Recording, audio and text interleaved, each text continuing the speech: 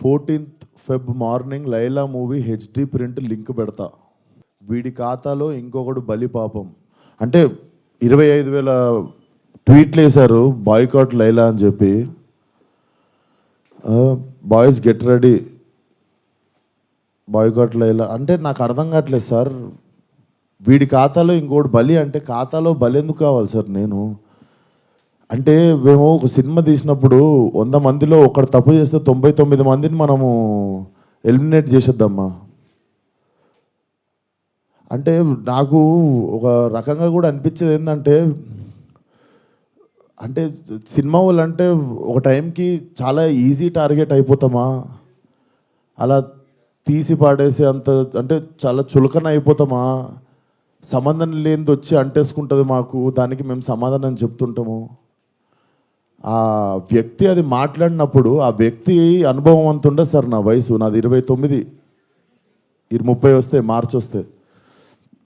ఆ వ్యక్తి అది మాట్లాడుతున్నప్పుడు నేను కానీ ప్రొడ్యూసర్ గారు కానీ చిరంజీవి గారు వస్తున్నారంటే రిసీవ్ చేసుకోవడానికి బయటికి వెళ్ళాము. తిరిగి వచ్చాము, ఈవెంట్ అయిపోయింది. ఇంటికి వెళ్ళేదాకా మాకు తెలియదు ఈ వ్యక్తి స్టేజ్ మీద ఏం మాట్లాడాడు. అండ్ మేము సినిమాలో అలాంటి సీన్ ఏం పెట్టలేదు. అతను లోపల చేసినప్పుడు ఎన్ని గొర్రెలు ఉంటాయో అతను సినిమా లాస్ట్ దాకా కూడా అన్నీ గొర్రెలు ఉంటాయి. అండ్ మాకు అతను మాట్లాడిన దానికి సినిమాకి వీటికి ఏం సంబంధం లేదు. మీరు అతని మీద కోపం మా సినిమా మీద చూపించడము. ముఖ్యంగా చాలామంది కష్టపడ్డాం సార్ ఈ సినిమాకి. అట్లా సినిమా రాకముందే చంపేయకండి. అండ్ మరీ అంత చిన్న అంత చులకనగా నాకు అర్థం కావట్లేదు ఏం మాట్లాడారు. బాయ్కాట్ లైలా 25 ట్వీట్లు ఏంటండి? 25,000 ట్వీట్లు ఏంటండి? మీకు ఈ టైంలో నేను ఒక్కసారి మిమ్మల్ని అడుగుతున్నా, జరిగింది ఎంత కరెక్ట్ అంటారో మీరే చెప్పండి సార్. ఇక్కడ చాలామంది ఉన్నారు. మీరు ఆయన మాట్లాడిన దానికి మీరు చెప్పండి సార్. మా సినిమా బాయ్కాట్ అని చెప్పి 25,000 ట్వీట్లు వేయడం కరెక్టా? మీరు ఒక్కసారి చెప్పండి సార్. అదే సార్, ఇప్పుడు ఈవెంట్లో ఇప్పుడు అందరికీ నేను ఇంట్లో కూర్చొని వాళ్ళ స్కూల్ ఫీజు నేను కట్టి వాళ్ళకి సంస్కారం నేర్పించలేదు కదా సార్. నేను వాళ్ళు ఏం మాట్లాడతారు అనేది మన కంట్రోల్లో ఉండదు కదా సార్. అవును సార్, అతనికి నేను నేర్పిస్తానా? అతనికి ఓ నాదే తప్పంటారు.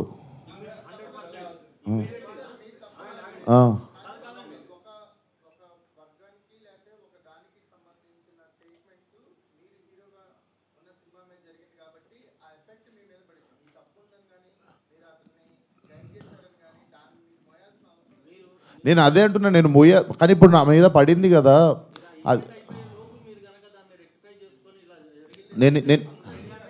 నేను ఇప్పుడే చెప్తున్నా కదా సార్. మేము చిరంజీవి గారిని రిసీవ్ చేసుకోవడానికి వెళ్ళాం. మేము కూడా ఇంటికి వెళ్ళిన తర్వాత చూసాము. మీరు నేను చెప్పింది అబద్ధం అయితే పోయి ఈవెంట్ వీడియో చూసుకోండి. అతను మాట్లాడినప్పుడు మా మీద కెమెరా లేదు, ఎందుకంటే మేము లేము అక్కడ. నేను సావు గారు రిసీవ్ చేసుకోవడానికి వెళ్ళాం. మీకు తెలుసు ఎంత గోలగోలగా ఉంటుందో ఈవెంట్ అయిపోయింది, ఇంటికి వెళ్ళిపోయాము.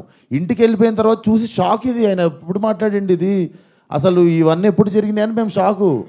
ఎందుకంటే ఈవెంట్ అయిపోయిన తర్వాత మేము కూర్చొని డిన్నర్ చేస్తున్నాము, అంత అయిపోయింది. ఇంటికి వెళ్ళిపోయిన తర్వాత సడన్గా ఈ హ్యాష్ ట్యాగ్ చూసి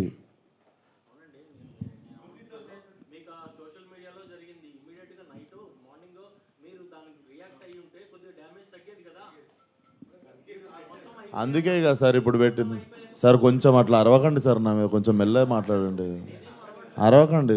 ఇప్పుడు ఆల్రెడీ బాధ చెప్పుకుంటూ ఉంటే సరే సార్. మీ అందరికీ చూస్తున్న జనాలకి క్లారిటీ ఇవ్వడానికే వచ్చినాం ఇక్కడికి.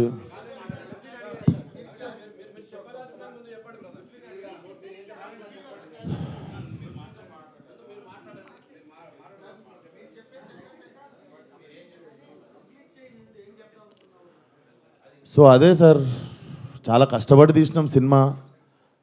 ఇప్పుడు అది ఎంతవరకు న్యాయం? మాకు బాయ్కాట్ లైలా అని 25,000 ట్వీట్లు వేసి పొద్దున పూట హెచ్డి ప్రింట్ పెడతాం సినిమాది అని, వాడి ఖాతాలో వీడు బలి అని. నాతో ఏం శత్రుత్వం ఉంది బాస్ మీకు? నన్ను లాగితే ఏమొస్తుంది చెప్పండి? అది మా కంట్రోల్లో జరగలేదు. నేను చెప్తున్నా, సావు గారు కానీ నేను కానీ మా ఎదురుంగి జరిగి ఉంటే మేము అప్పుడే వెళ్ళి మైక్ గుంజుకునేటోళ్ళం, చేతులకి వెళ్ళి పక్కా చేసేటోళ్ళం. అది మేము కూడా ఇంటికి వచ్చాక చూసుకున్నాం. ఎందుకంటే బయటికి గెస్ట్ని రిసీవ్ చేసుకోవడానికి వెళ్ళాం, తిరిగి వచ్చాము. తిరిగి వచ్చేలోపు ఇది జరిగింది. అదే sir. Thank you.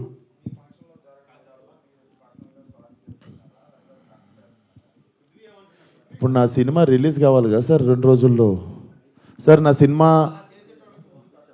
Cinema release ముఖ్యం సార్. నేను ఒక మనిషితో ఎవరితోనో కొట్లాడి ఇప్పుడు దీన్ని ఇంకా లాగదలుచుకోవట్లేను. మీరు అడుగుతున్నారు ఆ వ్యక్తితో ఏమైనా మాట్లాడించి, నేను అసలు ఫోన్ కాదు ఎవరితో ఏం మాట్లాడదలుచుకోవట్లేను. నా సినిమా రిలీజ్ అయ్యే వరకు కొంచెం సపోర్ట్ చేయండి అని అడగడానికి వచ్చిన ఈరోజు. ఇఫ్ పాసిబుల్ సపోర్ట్ చేయండి.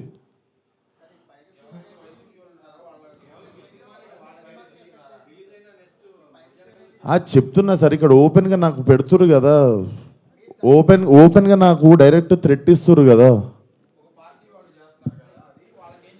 నేను అందరికీ చెప్పేది ఒకటే సార్, మా కంట్రోల్లో లేకుండా ఒక మనిషి చేసిన తప్పుకి మా సినిమాని బలి చేయకండి.